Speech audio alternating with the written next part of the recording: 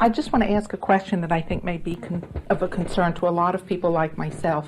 I've never been very good at meditation and being quiet in my mind, but I've really been working at it.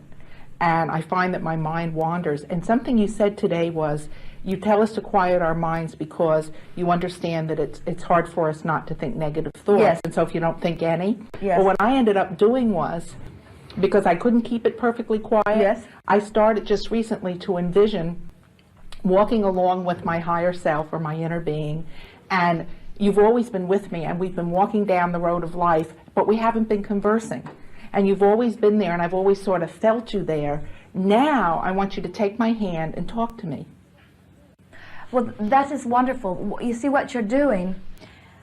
You are choosing a valve-opening thought and focusing there. In other words, that when you meditate, your goal is to not get carried away in thoughts that are valve closing. So we teach holding a note mentally or audibly, or listening or counting the dripping of a faucet. I tried that.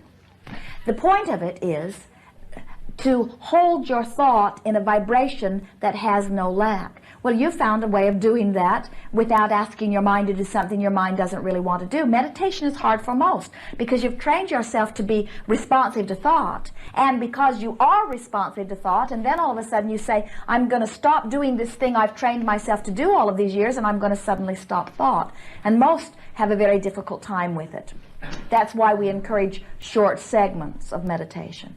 Actually, we would much rather see you in a rampage of appreciation. And what you are doing is similar to that. In other words, you are visualizing something and finding a good feeling place about it. It is most effective. Well, I felt uplifted and I felt good, where before, every time my thoughts strayed, I ended up feeling bad, and I would stop after the end of the 15 minutes instead of feeling uplifted, feeling like I had failed meditation. Well, what happens to many of you also is that you see, when the first time Esther sat to meditate, she had not spent time in this vibrational energy. In other words, when she sat to meditate, her desire to make the connection with that which she considered to be good was very strong. But she had no idea what she was doing. She didn't know what failing was. In other words, she just sat to do it. Where most of you have read so much, you've compared yourself to so many that you have lackful vibration about yourself relative to the subject, you see. And then when you sit in a workshop like this, in perfect vibrational harmony with the energy that is you achieve the same thing you achieve in meditation. Now your work is done. Get on with it. And what we mean by get on with it is find an object of attention, open your valve, and spray it all over it. Find an object of attention, open your valve, and spray it all over it. In other words, we promise you, you did not come here to quiet your mind. And the only reason that that is ever taught is to give you the touchstone of well-being, to help you recognize the difference between an open valve and a closed valve, you see. And after you play with your valve a little bit, you'll get really good with it. You'll, for example, feel the difference between the feeling that is evoked from you with these words: peace, passion. Now, they're both valve open, but peace is valve opening with not much thought. In other words, peace is what you might feel in meditation. You've opened the valve, the energy's flowing to you, but you're not doing that much with it. Passion is the valve's open, the energy's flowing to you, and you're flowing it toward this, toward this, toward this, toward this, toward this. So you've got momentum going. In other words, passion is a valve open and a specific idea that you are flowing it toward.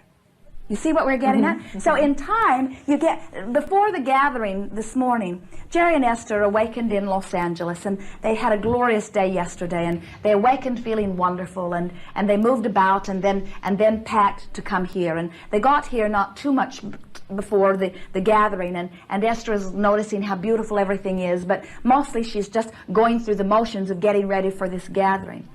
And then she realized, and Jerry was bouncing off the wall with an enthusiasm for life at the highest pitch she has ever seen him at. In other words, the sequence of events that he's been living the last few days, and the being here in the place he loves so much, he was soaring. And as Esther saw him soaring in contrast to her peacefulness, she felt a little lack. In other words, she was not where he was. and couldn't even imagine getting there with any ease. He was so extreme in his joy. So she sat down and said, Abraham, talk to me about the gathering. And we began to talk to her about you, about your enthusiasm for coming, about the interest that you were bringing with you, about the questions that you had formulated. And we encouraged her to acknowledge the end of the gathering and the feeling of oneness and the feeling of triumph and the feeling of satisfaction and the feeling of joy and the feeling of connection. And Esther's valve was open and she was bouncing off the wall with passion. You see what we're getting at? You will not feel much passion unless you hold yourself upon an object of attention for a period of time enough to allow the energy to really flow toward it. And so meditation is not important at all. It's connecting to the energy and flowing it. Meditation is just a tool to help you recognize you're connected to the energy. That is all that it is. Many people use meditation. They use the word meditation, but what they really mean is workshop. They get into that good feeling place and then they offer imagery of things that they want. Well, we don't call that meditation. We call that deliberate creation. We call that creating of worlds. We call that creation. We call that fulfilling your purpose, you see. Don't get hung up on labels. Just feel your way through this. Well, then I tell Ralph that I have a lot of questions.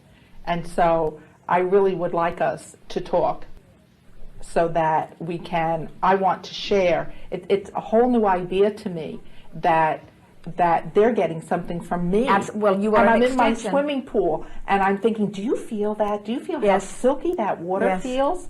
And it's a whole new concept that I'm contributing to them, as well as what I would like from them. It's more of a sharing. Blending, use the word, you are an extension of pure positive energy, and you could not be without that, that could not be without you. In other words, it is co-creation at its very best. And the more you appreciate, the more you allow that presence, and the more you allow that presence, the clearer your vision, and the clearer your vision, the more you allow that presence. In other words, it is a synergism that builds upon itself in a magnificent way. Good. But I want to be Esther and Jerry at the same time. You said something that we want to amplify just a little bit, and that is, as you say, I have all of these questions that I want answers to. We say, that's a little bit like going to a library and saying, give me a book. The librarian would say, a little more specific, please. And so when you say, I have all of these questions, we say, speak one. In other words, pinpoint one question, get the energy flowing about it, identify what it is you want to know about it, get some momentum going about it, because it is the asking of the question that creates the momentum that attracts the vortex that brings in the answer. Most of you are so limp in your questions, you say, give me the answer to my question. We say, what's the question? You say, give me the answer to my question. I have many questions. We say, what's the question? In other words, you've got to formulate the question which attracts the answer, you see.